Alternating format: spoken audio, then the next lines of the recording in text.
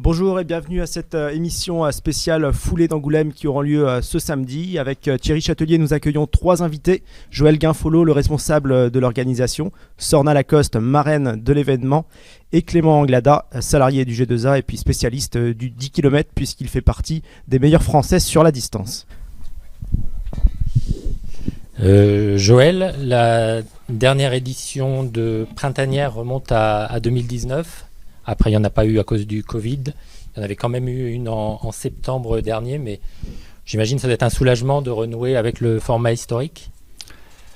Oui, absolument. Ça nous fait bien plaisir de retrouver ces foulées printanières au mois d'avril. Sur un format qu'on connaissait habituellement, c'est-à-dire avec tout le côté festif que les foulées représentent. Donc toute la partie animation musicale, restauration, course enfant, des choses qu'on n'avait pas en septembre et qu'on retrouve là. Donc c'est vraiment un soulagement, oui. Alors, en termes de participation, on était à 3776 arrivants en 2019. Là, on en sera loin parce qu'on est à 2000 inscrits mercredi. C'est ça. Voilà, est-ce qu'il y a une déception et comment tu peux expliquer la difficulté de relancer la course ? Déception, non, il faut se satisfaire de ce nombre d'inscrits. Ça nous réjouit, au contraire, par rapport à l'édition 2021, on avait 1136 arrivants. Là, cette année, vraiment, on a gravi encore une étape supplémentaire. On est encore loin des foulées qu'on a connues avec 3000 ou 4000 arrivants. Mais 1500, 1600 arrivants sur le stade de Saint-Cybard, ça fait quand même du monde. Donc, on est satisfait. Alors Sorna, tu seras la marraine de cet événement. Tu passes derrière des athlètes confirmés comme Stéphane Diagana. J'imagine que c'est un honneur pour toi d'être la marraine chez toi avec ton club au foulées. Oui, c'est vrai que cette édition va être quand même une édition spéciale. Je suis marraine, je suis vraiment très heureuse de faire encore plus partie de cette aventure. En général, j'étais toujours à l'arrivée pour donner les bouteilles d'eau. Cette fois-ci, je serai avec tout le monde à courir tout le 10 km. Donc voilà, ça sera encore mieux. Donc oui, être marraine, pour une organisation faite par le G2A à la maison, c'est quand même, ça a une autre saveur. Et puis c'est le retour des mini-foulées. Tu fais pas mal d'actions dans les écoles en vue de Paris 2024. J'imagine que c'est aussi un bonheur de partager ça avec les enfants. Oui, les enfants, voilà, c'est les adultes de demain, les futurs athlètes, les futurs champions olympiques. Donc c'est toujours bien d'aller sensibiliser ces futurs athlètes sur le sport, sur Paris 2024 et surtout voilà, leur montrer qu'eux aussi peuvent y arriver. Donc faire les foulées pour eux, c'est important. C'est déjà une étape pour continuer le sport, peut-être découvrir l'athlétisme, découvrir d'autres sports et s'y mettre. Donc c'est important pour eux. Combien d'enfants on attend samedi ? Là, on est à peu près à 500 enfants. 300 enfants. 400 inscrits. 400. Donc oui, c'est 400 enfants, c'est pas mal d'enfants, quoi. D'accord. Clément, cette édition qui revient dans des conditions quasiment normales puisqu'il y aura seulement le port du masque dans le bus pour amener les coureurs sur le site de départ, mais sinon il n'y a aucune restriction. Le retour des partenaires, c'est aussi important pour le club. Combien il y aura de partenaires sur cette édition ? Alors au niveau des partenaires qui nous soutiennent pour l'événement, on est sur une vingtaine de partenaires. Et ensuite au niveau du village entreprise dans la zone arrivée, donc avec des ravitaillements améliorés et un espace primatif pour nos partenaires, on sera à 10 partenaires qui auront un grand Tivoli.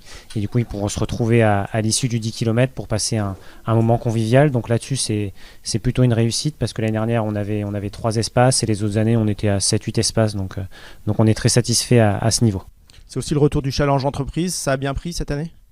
Oui, du coup ça a bien pris parce que du coup effectivement ces 10 entreprises sont dans le challenge entreprise. Donc on verra qui remportera le challenge, mais pour l'instant comme d'habitude c'est Schneider Schneider Electric qui est bien parti avec plus de 90 inscrits.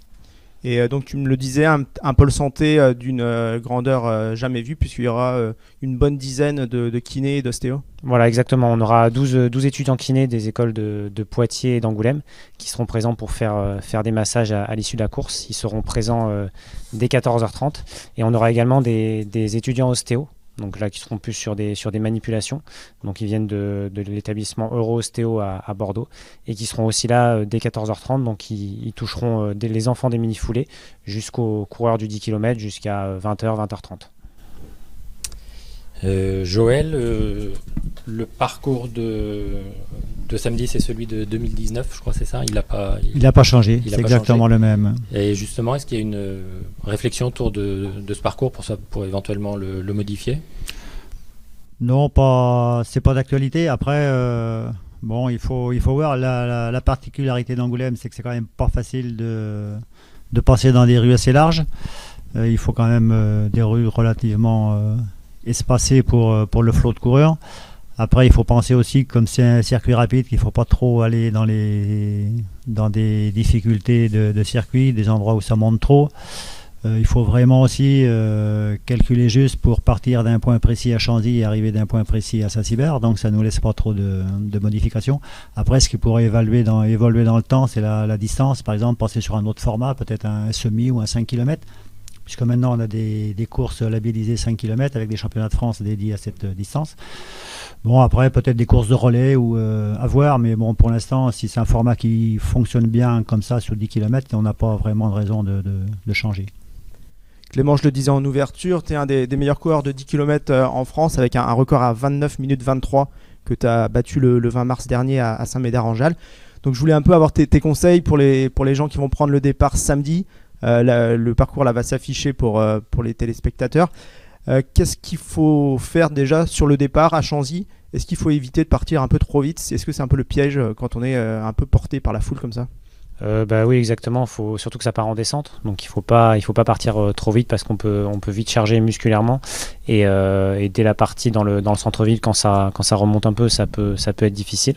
Ensuite, les conseils, c'est bien s'échauffer déjà avant de partir pour être capable de partir dans son allure directement.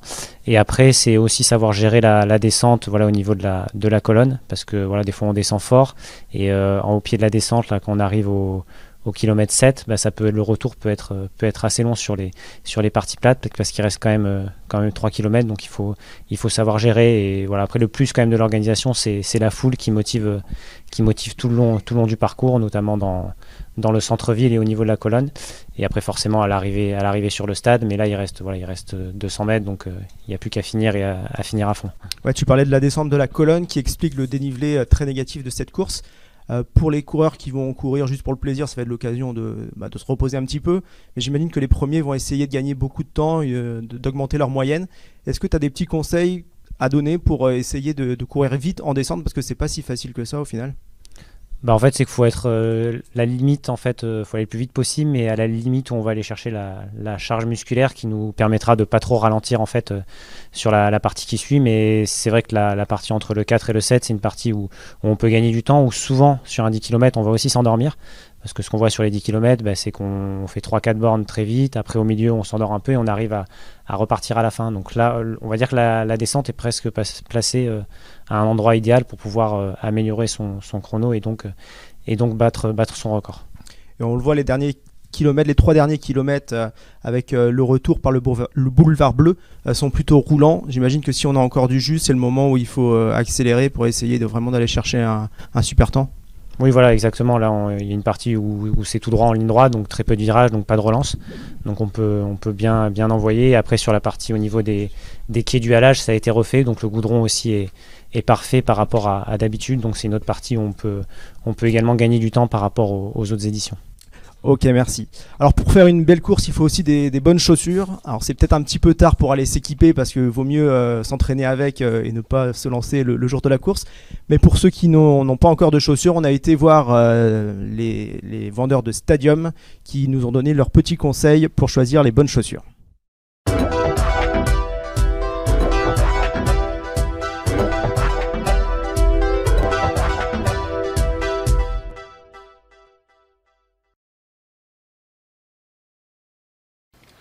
Tout simplement, j'ai choisi ces 2 paires de chaussures puisqu'on peut vraiment associer confort et légèreté sur des prix abordables entre guillemets dans des chaussures un peu techniques.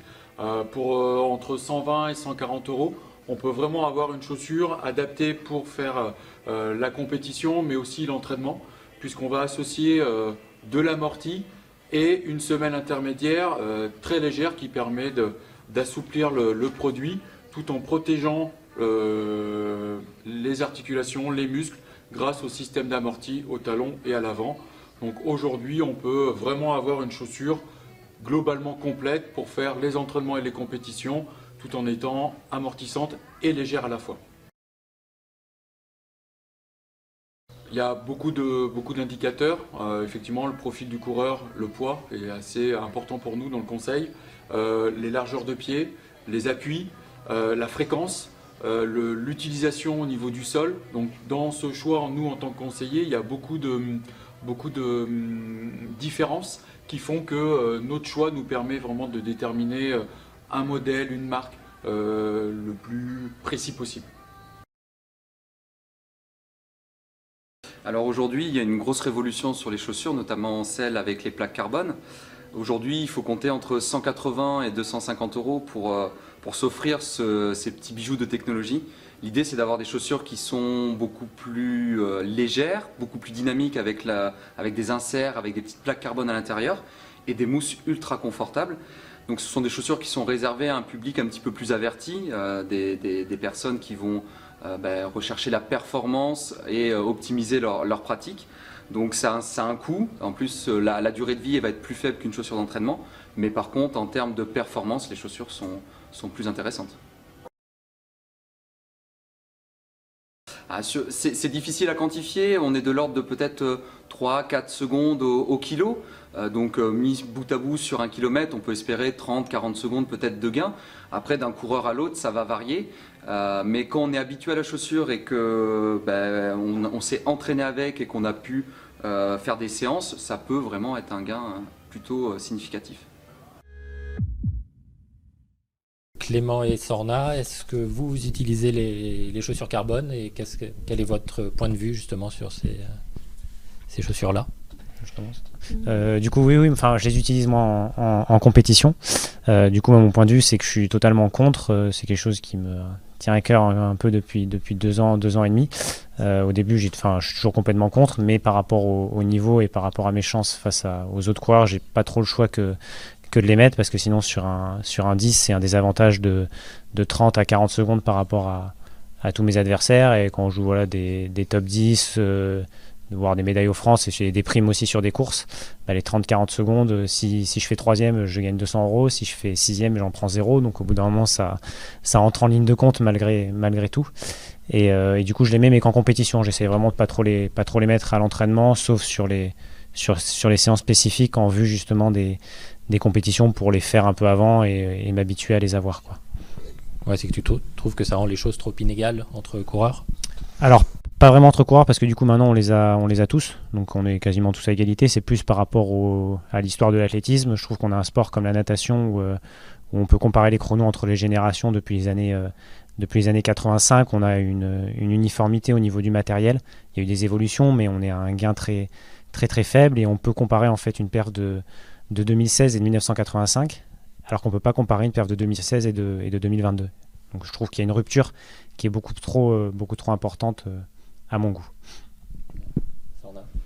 Ouais, pour ma part, oui, c'est à peu près la même chose. C'est vrai que moi, j'utilise les Max Fly et les carbones de Nike, surtout sur la piste. Voilà, j'ai senti vraiment une grosse différence au niveau du sprint entre mes chaussures d'avant et ces chaussures. Je pense que oui, je gagne quand même quelques centièmes à chaque compétition. Et voilà, moi je suis pour, parce que bon, j'adore ça, j'adore aller vite, donc j'aime bien. Et du coup là, je vais avoir la chance de pouvoir utiliser aussi les Vaporfly du coup de Nike au niveau du 10 km. J'avais jamais pu le faire parce que bon, je faisais pas vraiment de long, donc je vais voir ce que ça va donner. Et voilà, normalement ça aide aussi. Bien. On va parler de la course et notamment des favoris. Est-ce qu'on peut donner des noms des favoris de samedi? Bon, sur les têtes d'affiche, on n'a pas un plateau très relevé cette année, enfin pour le moment, tout du moins, parce que souvent les athlètes de haut niveau peuvent s'inscrire aussi le jour même de la course. Ils nous font toujours la surprise d'arriver 1 heure avant ou 2. Là aujourd'hui, on n'a pas de coureurs, à mon avis, qui sont, enfin je parle sous couvert de Clément, qui serait envisageable de passer sous les 30 minutes. Bon, voilà. Donc, c'est un plateau tout à fait moyen. Bon, après, comme je le dis, on n'est pas à l'abri de la venue d'un coureur africain qui peut arriver à la gare samedi matin pour le record de l'épreuve. Mais bon, aujourd'hui, nous, on n'a pas de coureur vraiment à mettre en avant et avec 100% de chances de gagner. Au niveau masculin, après, chez les femmes, on a Nathalie Barrican qui semble avoir une marge sur ses concurrentes. Elle a gagné l'année dernière en 35-55 et elle a fait son record est à 35-35. Donc normalement c'est la grosse favorite. Elle a fait encore une très bonne saison de cross cette année.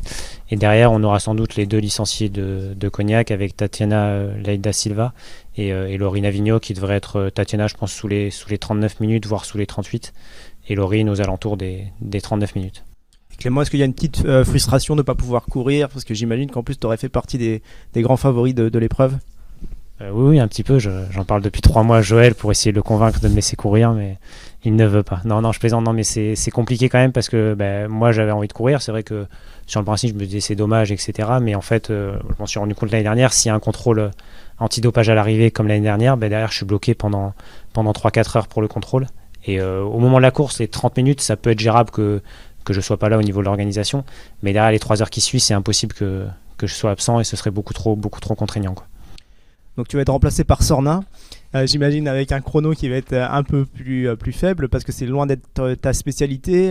Pour avoir partagé quelques entraînements dans le groupe d'Alain Bachelier avec toi, je sais que même le 800 mètres ça pouvait te rendre malade. Alors comment tu abordes le fait de courir un 10 km?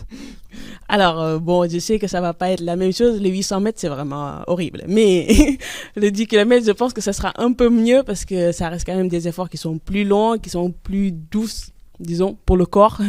Donc voilà, ça sera la surprise. Je verrai sur place ce que ça donnera. Et voilà, avec la foule, avec la motivation et avec toutes les personnes qui vont participer, qui vont être autour de moi, je pense que ça va me motiver pour me donner. On va revenir un peu sur ta saison également avec cette photo qui te représente aux Jeux Olympiques. Quelques mois après, à quoi elle te fait penser cette photo? Quand je la regarde, j'ai l'impression que ça fait très longtemps déjà, parce qu'il y a beaucoup de choses qui se passent dans ma vie dernièrement, ça va très très vite. Cette photo, c'était vraiment la consécration. Tout le monde veut cette photo au niveau des anneaux. Tout athlète aimerait avoir cette photo ce jour-là, quoi. Donc oui, c'était le meilleur jour peut-être de ma vie d'athlète au niveau des rêves. Et voilà, le deuxième après, peut-être ce sera les foulées. Ça te donne envie d'y revenir pour Paris 2024 et cette fois en individuel? Oui, là c'était le relais, c'est très très bien déjà, mais l'individuel c'est autre chose. C'est disons que tous les efforts faits pendant c'est même pas 4 ans, disons que 5 ou 6 ans vont être mis en œuvre pour arriver vraiment le jour J à Paris en individuel et pour la finale, espérons. Cet hiver, tu as été sacrée championne de France sur 200 mètres en salle. Quels sont tes objectifs pour la saison estivale? Pour cette saison estivale, ce sera plutôt le 400 mètres. Il y aura les championnats d'Europe à Munich, les championnats du monde à Eugene. Et l'objectif, c'est de faire les deux en individuel. Avec des chronos qu'il va falloir descendre encore pour faire les minima? Oui, les minima au monde sont à 51,0. Donc ça fait quand même une grosse marge encore de progression à faire pour y aller. Donc il y a quand même pas mal de boulot encore. Bien. Donc ça va être l'heure de conclure l'émission. Je vais rappeler les infos pratiques. Donc le départ c'est 18h30 au stade Chanzy. Il y aura plusieurs vagues, c'est ça pour les... Oui, il y aura, en fait, oui, c'est ça, 18h30 le premier départ et sous 3 vagues, séparées de 2 minutes, de l'une par rapport à l'autre. D'accord. Et il y aura des navettes de 16h à 17h30 pour conduire les athlètes depuis le stade Léonie Delacroix. Exactement. Il faudra mettre le masque impérativement. Toujours. Il y aura les mini-foulées à 14h30 aussi au stade Léonie de la Croix. Et il y aura aussi une caravane à 17h15, la caravane des sponsors. Oui, c'est ça. Elle partira de 17h15 de la place Victor Hugo et elle sera sur le parcours jusqu'à 18h car elle reprendra et elle arrivera du coup au niveau de la piste à 18h. On aura 4 véhicules qui lanceront des goodies au public. D'accord. Et dernière chose, donc il y aura à 17h45 un échauffement qui sera proposé par Sophie Rabot, qui est coach sportif chez Elancia. C'est une séance qui doit durer à peu près 10 minutes. Voilà. Et donc on est allé la voir mardi chez Elancia pour qu'elle nous présente un peu son programme. On regarde.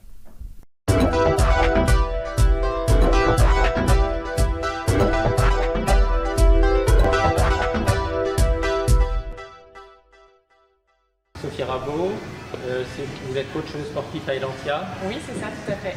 C'est vous qui allez organiser l'échauffement des foulées d'Angoulême samedi à 17h30. Oui, voilà. Bon, combien de temps va durer l'échauffement? Combien de temps il faut pour bien se préparer pour un 10 km? Alors, normalement, l'échauffement, c'est minimum 7 minutes en temps normal. Là, on va faire à peu près 10 minutes parce qu'il va faire un petit peu plus froid.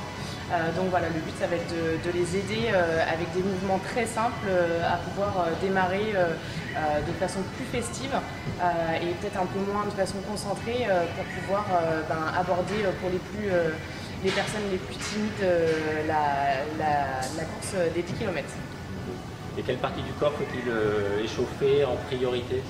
En priorité, alors je dirais plutôt le bas du corps, mais surtout le cœur. Donc ça va être quelque chose d'assez cardio, accessible à tous, avec la possibilité de rajouter le haut du corps pour pouvoir finir en fait tout simplement d'échauffer la totalité.